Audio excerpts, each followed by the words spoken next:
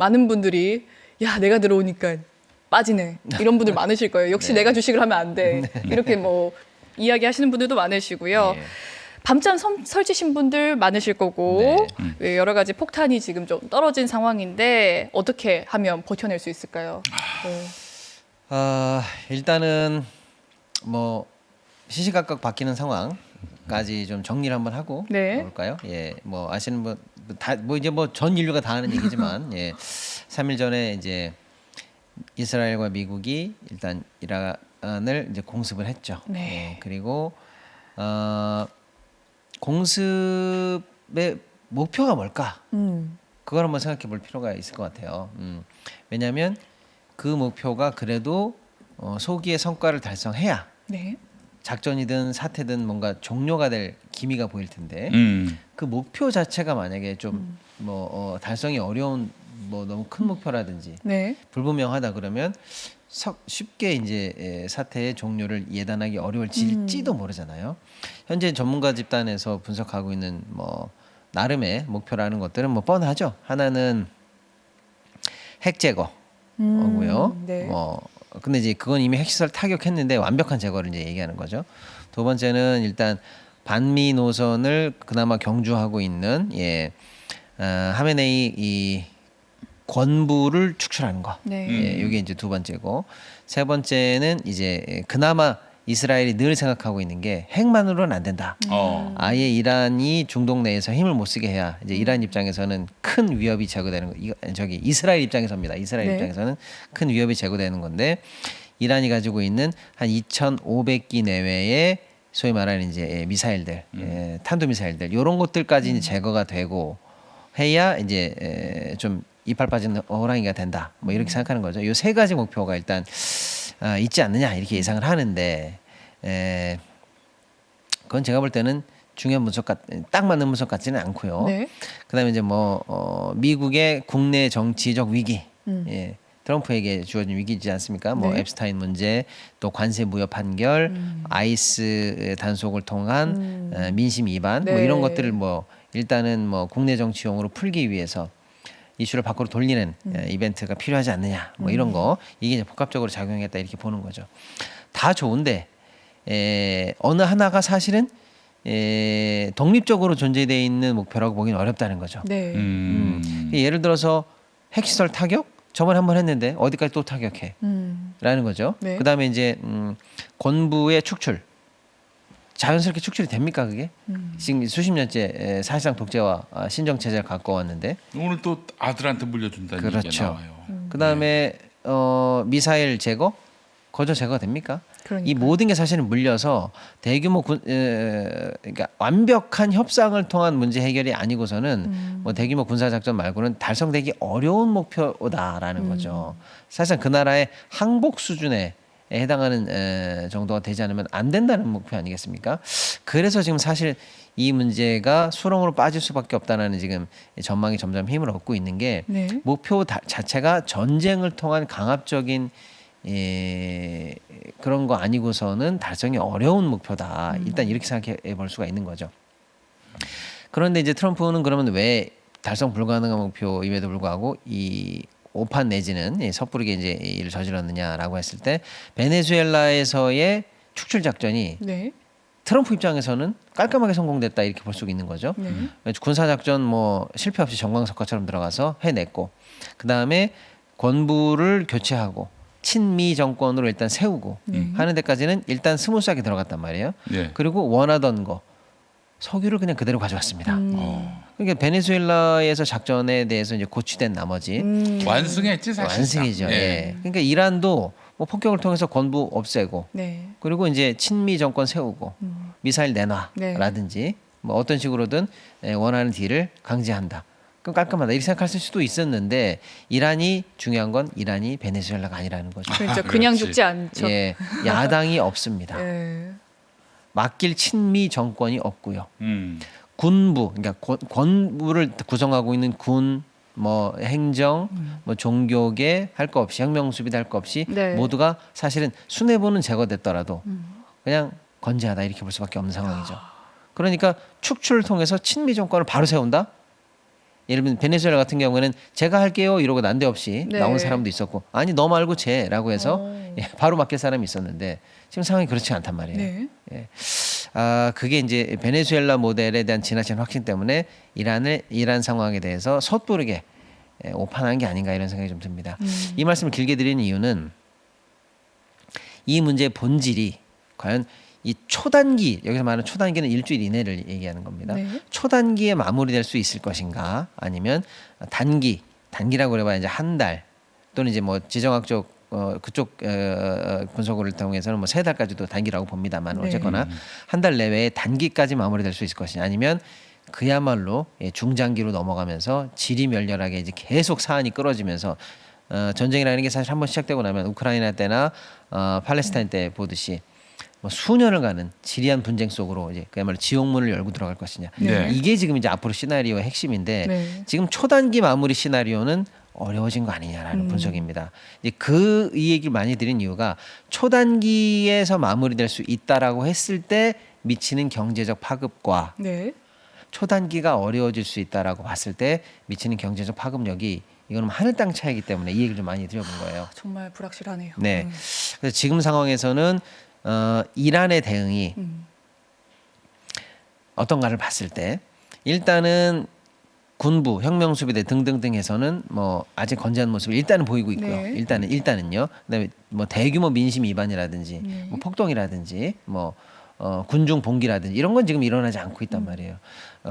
그리고 이란이 뭐 대등하게 미국과 싸운다? 그러긴 어렵죠. 어렵죠. 다만 이제 물귀신 작전입니다. 그래서 네. 인근에 있는 사우디부터 사우디 카타르, 네. UAE, 바레인 바레인. 이런 쪽을 지금 끌어들이기 위해서 뭐 공항이라든지 미군 기지라는 목표를 내기는 합니다만은 사실은 일부 민간 지역까지도 사실은 조금 불사하는 모습을 보였단 네. 말이에요. 예.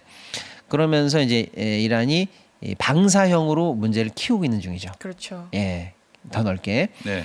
그러니까 이제 권력이 한 번에 재편되기는커녕 일단은 아직은 안 무너지고 있고요. 네. 문제는 방사형으로 커지고 있는 상황이다 이렇게 봐야 되는 거고. 더군다나 이제 군사 작전 측면에서 보면은 이란의 무기가 예를 들면 소형 가성비 위주로 현재 이 전쟁 뭐 굳이 전쟁이라고 말한다면 전쟁 초반기를 현재 쓰고 있단 말이에요. 네. 치명적이게. 그렇죠. 그러니까 예를 들면 국소적인 2천만 원, 곳에서. 2천만 원 내외의 드론을 대량으로 지금 보내면서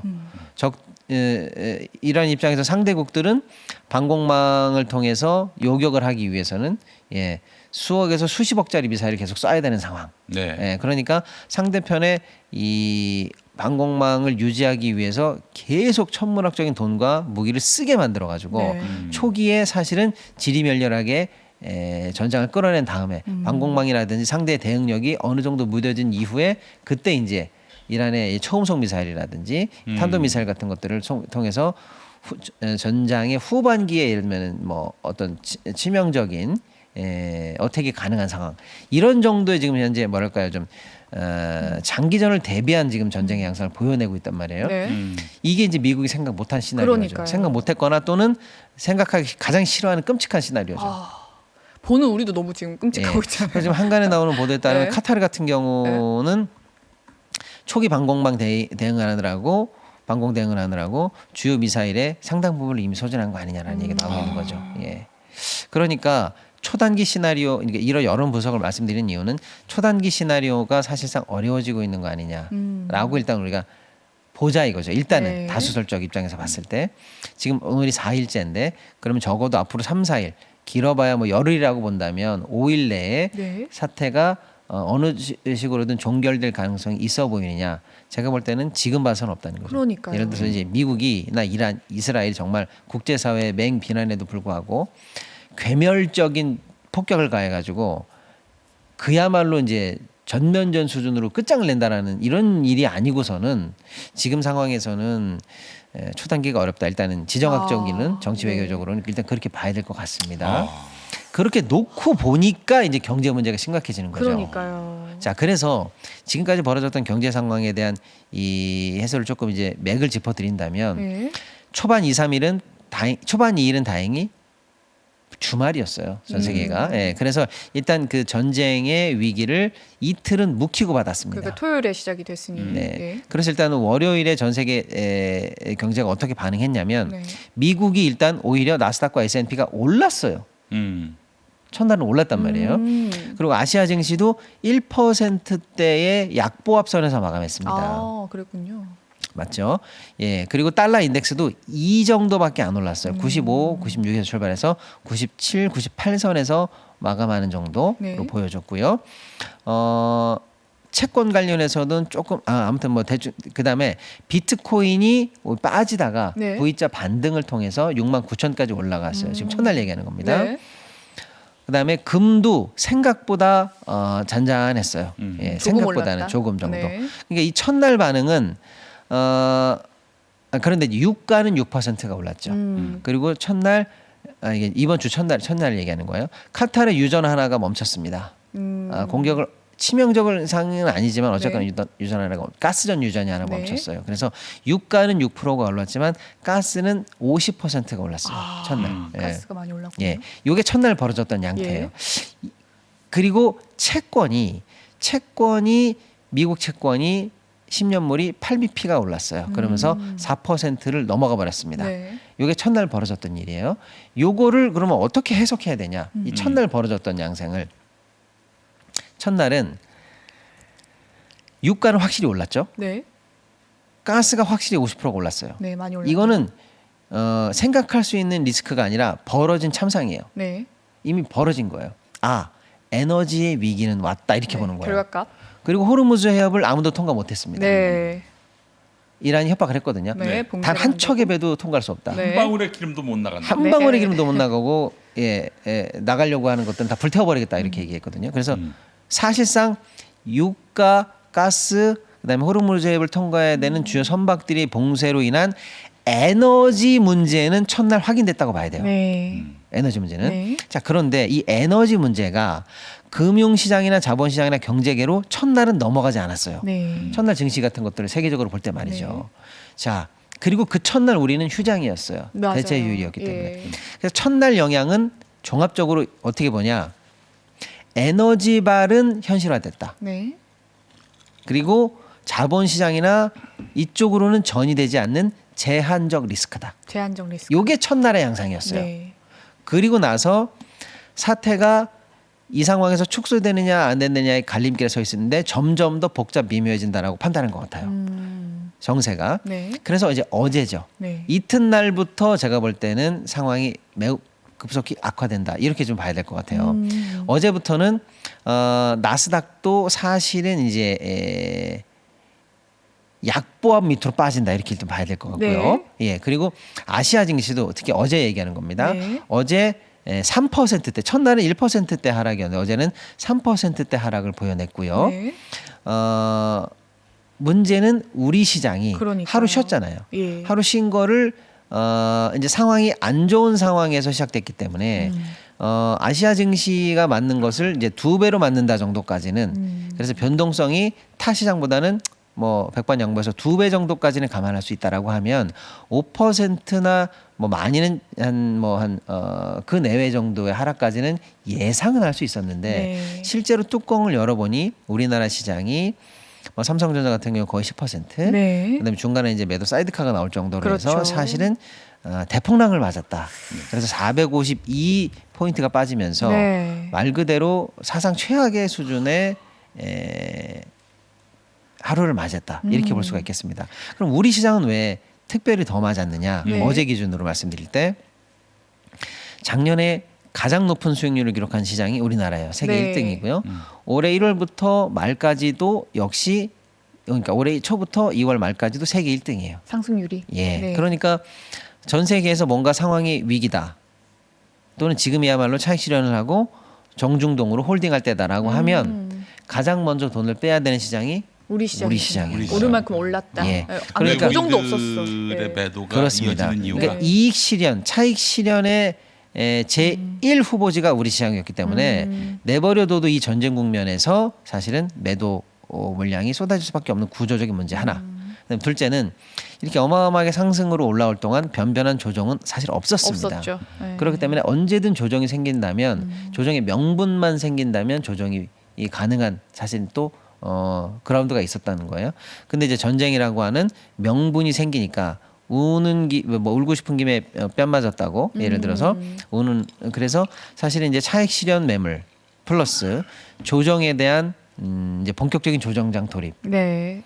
이 두 가지가 악화의 시너지를 내면서 어제 패닉 세일을 만들었다. 이렇게 좀 봐야 될 것 같아요. 네. 요게 이제 어제까지 상황이에요. 예. 그래서 이제 오늘 상황까지 예. 또 이제 이 맥을 이어본다면 밤 사이에 글로벌리한 상황은 조금 더 좋지 않은 모습으로 빠져들고 있는 것 같아요. 예를 들어서 달러 인덱스 환율이거든요. 네. 달러 인덱스가 밤 사이에 99까지 이제 터치가 됐습니다. 그러니까 달러가 점점 강해진다는 뜻이에요. 네. 전 세계적으로 볼 때 위기다 그러면요. 안전자산으로 도망가야 되지 않습니까? 그러면 미국 달러부터 일단 확보하고 봅니다. 그래서 네. 달러가 점점 강해지는 양태가 확인이 됐고요. 달러의 상대 통화인 나머지 글로벌리한 주요국들의 통화가 일제히 약세로 전환됐습니다. 우리뿐만 아니고요. 네. 자, 그런 상황이었고 그 다음에 우리 같은 경우에는 밤 사이에 역의 환율 시장에서 네. 실제로 1,500원이 터치됐습니다. 네. 밤 사이에요.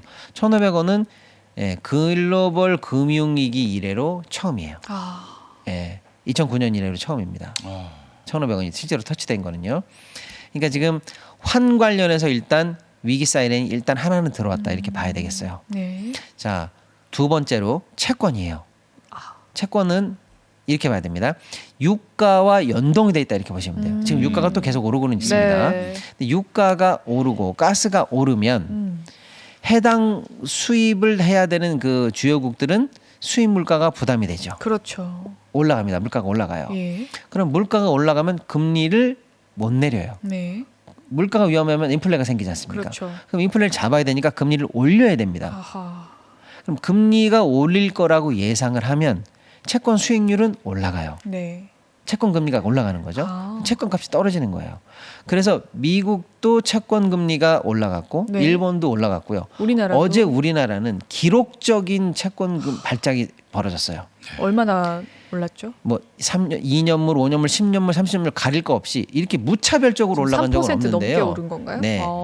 예, 다 어저께 네. 기준으로 14bp가 올라갔어요. 대부분이. 아하. 예. 그러니까 예. 어마어마한 상황에서 비상이네요. 비상이 켜진 거예요. 예. 채권 관련해서. 예. 자, 그러니까 환율 비상, 네. 채권 비상이죠. 네. 이제 증시 하나 보자는 거예요. 그러니까. 지금 이제 원래는 이게 지금 패턴이 최근에 조금 복잡 미묘해졌는데요.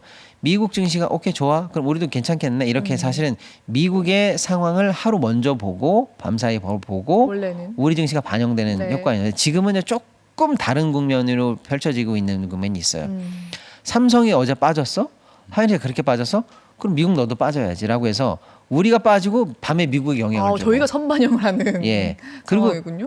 네. 그리고 미국이 빠지니까 우리나라 아침에 시작할 때 빠지고 우리가 빠지는 걸 보고 또 미국이 미국도 밤에 빠지고. 저녁에 미국장 시작하기 전에 선물이 빠지고 하는 이 약간 돌리고 돌리는 형태의 지금 현재 상황을 서로 영향을 악화로 주고 있는 상황이 그러니까 최근에 악재를 계속 서로 움직이를 그렇습니다. 하고 있는 지금 그런 상황이 상황이에요? 네. 됐어요. 그런 측면에서 지금 우리나라가 오늘 아침 시작하면서 사실은 주가가 맥을 못 추고 어제보다 더 빠지고 있습니다. 있어요 지금. 근데 중요한 거는 미국 증시도 어제 한 2% 넘게 네. 빠지다가 말아 올리면서 나름대로는 폭락이 아니라 어느 정도의 악세선에서 마감을 쳐줬거든요. 네. 그리고 주요 아시아 증시 특히 이제 유가 관련해서 민감하게 영향을 받는 대만 같은 경우도 마찬가지거든요. 얘네들도 다 중동유 수입해거든요. 우리랑 비슷해요.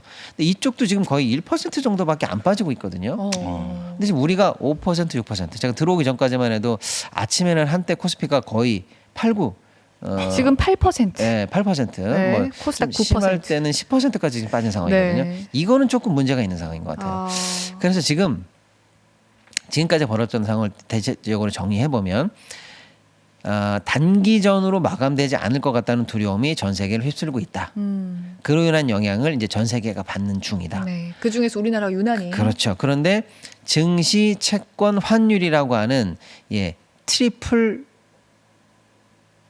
트리플 위기. 네. 그리고 뭐 좀 심한 말로 하면 퍼펙트 스톰에 해당하는 수준의 예. 사실은 위기 징표가 보인다는 거고요. 다만 여기서 우리나라가 너무나 과도하게 지금 현재 때려 맞고 있는 상황이다. 맞고 있는 상황이다. 네. 이렇게까지 지금 상황을 일단은 정리해 볼 수가 있을 것 같습니다.